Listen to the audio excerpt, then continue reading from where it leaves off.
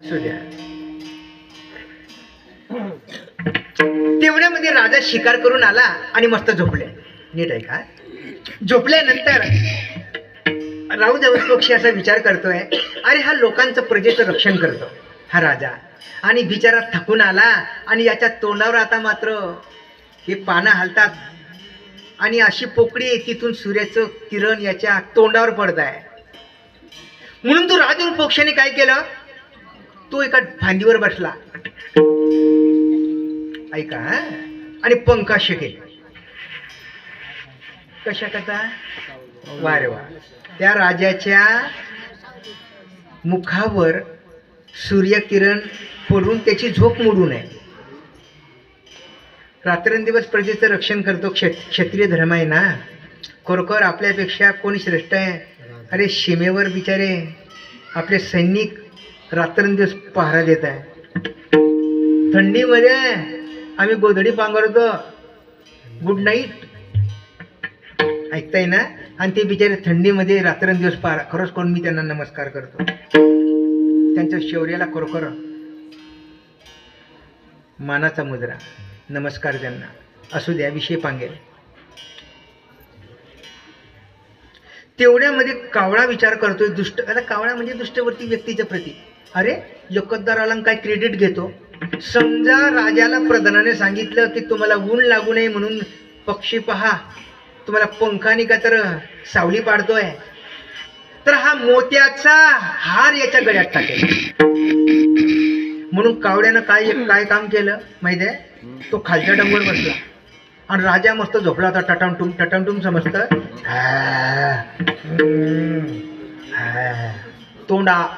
तोंडा करता बरोबर कावड्यानं काम केलं. ते बी सांगू. राजाला वाटलं काय कडू आहे. राजाने रागाच्या भरात डोळे उघडल्यानं पाहतो, घेतलं धनुष्यबाण, कारण शिकार करून आला होता. घेतलं धनुष्यबाण आणि जर मारला नेम, कावडा उडून गेला आणि राजहंस पक्षाच्या पंखाला लागला आणि ते तुटलं. विवडत खाली पडला. कुत्र बरोबर बोमललं बिचारा. त्याला बी समजलं ते. तो काय म्हणतोय बघा. ना हो का को हतो राजन, हंसो हम निर्मल जने. हे राजा, तुला वेदना देणारा, दुःख देणारा, तुझी झोप मोड करणारा, अरे तो कावळा मी नाही रे. ना हो का को हतो राजन, मग मी कोण आहे? हंस हम निर्मल जले.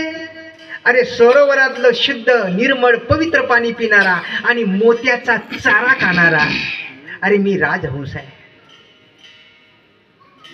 राजन, मी तुला पुढे हात जोडत नाही रे. मला दुःख याचं वाटतंय. नीच संग प्रभावेन, अरे मी एक क्षणभर नीच माणसाची संगत धरली. कोणत्या माणसाची?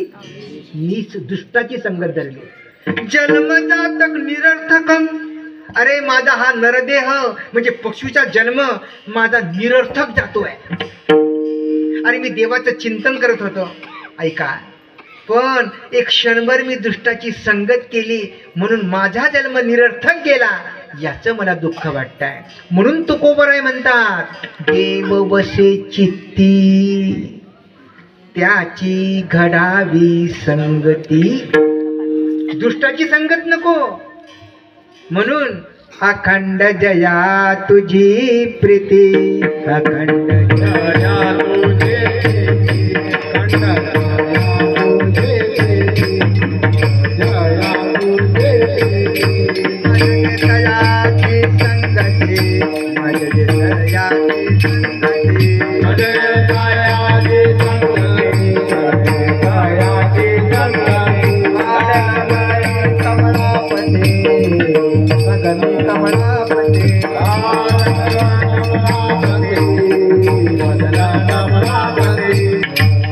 कीर्तन फक्त ऐकून सोडून द्यायचं नाही. आजपासून दुष्ट व्यक्ती जर असेल त्या क्षणी त्याची संगत तोडा, पण सज्जन असेल त्याची चाकरी करा, त्याची संगत धरा. म्हणून देव वसे चित्ती त्याची घडावी संगती, घडावी म्हणजे अप्राप्त्यस्य इति प्राप्तियोग हा, म्हणजे सदा सर्वदा योग तुझा. घडावा शब्द म्हणजे साधन नाही, म्हणजे अशक्य काम जे आहे ना ते शक्य कर. मला संतांची संगत घडू दे. आता देव चित्तामध्ये राहणं काही साधी गोष्ट आहे का? मग देव या चित्तामध्ये काय येत नाही? कारण या जीवाला आवडतो विषय, या जीवाला आवडतो संसार, आणि जिथे संसार विषय तिथे देव नाही. येते लक्षात? जहा काम है तह राम नहीं, जहा राम है तह काम नहीं, दोनों ही एक साथ कबहू न मिले, दीन रजनी एकठाम. अर्थ म्हणावंसं वाटतंय मला. आमच्या हनुमंतराय मस्त उभे, असं वाटतं की त्यांच्या हातामध्ये कशी विनाश आहे. दर्शन घे दरबार तो पट्टा आहे ना, असं वाटलं की नारदांचा विनाश आहे, कसं मस्त प्रभू रामाचं भजन करताय. काय करताय ते?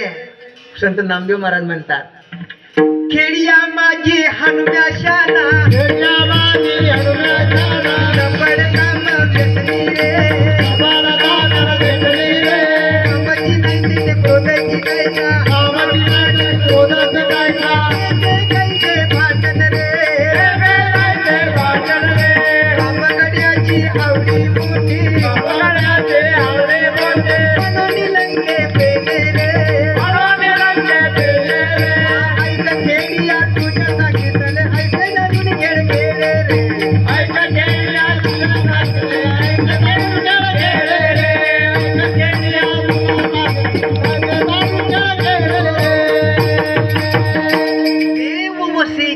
त्यांच्या चित्तात अनुरेणूमध्ये सर्वांगात राम आहे, हृदयामध्ये धरीला पंढरीचा.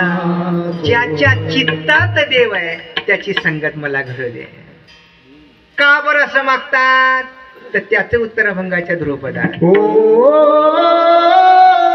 आवड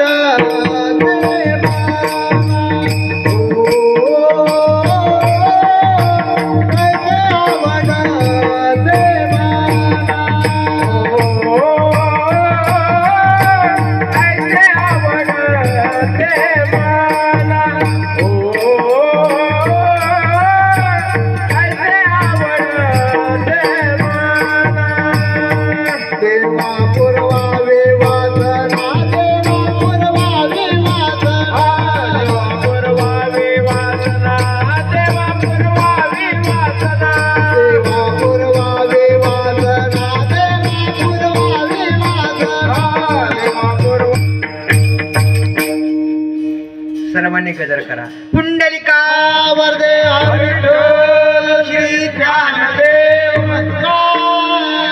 संत ज्ञानेश्वर भगवान की, संत ज्ञानेश्वर महाराज की, आदि शक्ती मुक्ताबाई की, जगद्गुरु तुकाराम महाराज की, सद्गुरु झेंडूजी महाराज भगवान की जय, रामचंद्र भगवान की जय, स्वामी नारायण भगवान की जय, सब संतन की जय, गोपाल कृष्ण भगवान की जय. तुकोबऱ्यांच्या आवडीच्या विषय देव आणि संत, म्हणून ऐसे आवडते मना. मला मनाला काय आवडतं? हे आवडतं. देव बसे चित्ती त्याची, देवा माझी इच्छा दृढ आहे, पक्की आहे, ती वासनारूपा नाही, ती पुरव. आता आपली वेळ संपली, फक्त थोडंसं टचिंग करतो. दोन दृढ इच्छा, काही शास्त्र वाचना आहे, काही ना असं वाटतं खूप पाठांतर करावं, लोकांनी चांगलं म्हणावं म्हणून, ते जाऊ द्या. अन्न वासना, अन्न वासना माहिती आहे? अन्न वासना आहे, काय काही ना खायचं पाहिजे. तुम्ही ते शिवपुराणमध्ये पाहिला अशी, आठवतं का?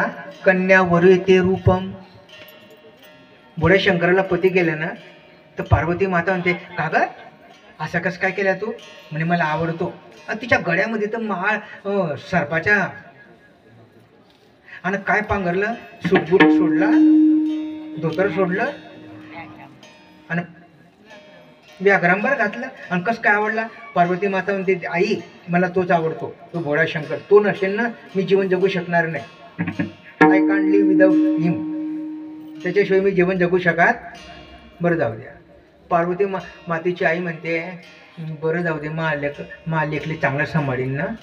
बाप म्हणतो, आईस पैस आहे ना बिलकुल, माझ्या मुलीला बिलकुल माझ्या स्टेटसला बरोबर आहे ना आई बुवा, बरोबर आहे ना. आता मग पुढचा आहे का? भाऊबन म्हणता, कुळ कोणतं? भाऊबन फक्त कुळाचा विचार करता, आपल्या कुळातला आहे का नाही. आणि काही काही लोक येतात ते म्हणतात, ते लग्न कसे बी हो, नवरदेव नवरी कसं का असे ना, पण खायचा बेत काय? बरोबर आहे का नाही? खरं सांगत ना. आता काय काय ठिकाणचे नवरदेव नवरी पाहता नाही, ते लग्न तिकडे लागतं नाही. असे गप्पा, ते मी तिकडे गेलो होतो, इकडे असं लग्न लागलं वाटलं ना, तिकडेच फेकता आणि पहिलीच पंगत पकडता. नवऱ्याचं तोंड पाहता आणि नवरीचं तोंड पाहता नाही. ती म्हणाल, महाराज तुम्हाला कसं माहित? कारण मी त्यांच्याकडे पाहत होतो. अरे हे लग्न करता आले का गोष्टी करता आले? लग्न तिकडे लागतंय, भीत आहे, ते दिसतं आणि तिथे मस्त ते सूटबूटवाले, ते आपलं असं ते तोंडामध्ये गुटके राहता, फुटक्याच्या आपलं ठीक आहे. काय कुठे वावरतो, कुठे चुकता, लग्नाला का ते जीवाशिवाचं मिलन आहे, ते देतात कुठलं. ते म्हणतं खायचं काय? वासना, अन्न वासना. जाऊ द्या, हे सांगण्यापेक्षा तुम्हाला सरळ सांगतो. जय जय रघुवीर समर्थ रामदास स्वामी एक वेळ एका बाईकडे मागण्याकरता गेले. पित्र होते. काय केलं?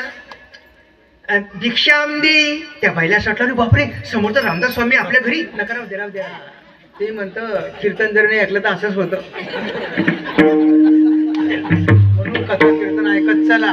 झाला विठाला नीट लक्ष ठेवा. आजही मला आनंद होतोय म्हणून एवढं चांगलं बोलतोय, नाही तर कशाला चांगलं बोलेल मी. आले मस्त वडे भजे, काही खीर वगैरे अशी.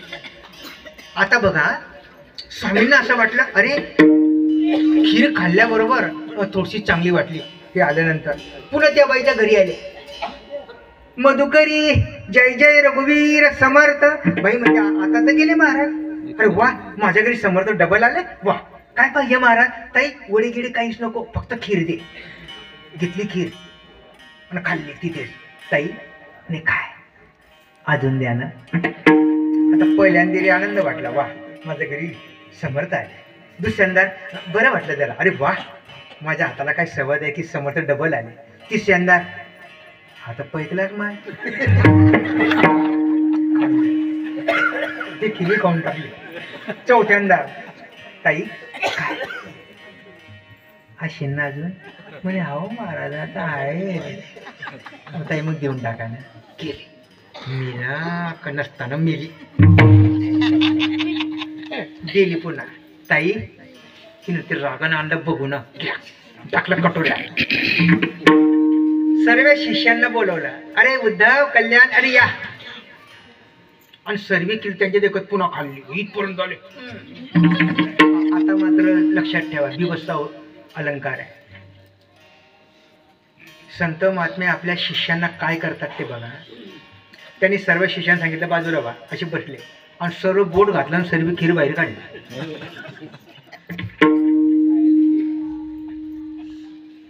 अगोदर शिष्याने विचारलं, महाराज एवढी का खाताय? म्हणे मला आवडली. काय आवडली? पुन्हा खाल्ली आणि खाल्ली. मग आता आवडली तर मग आता खातील का? म्हणजे ज्ञानेश्वरी मध्ये काय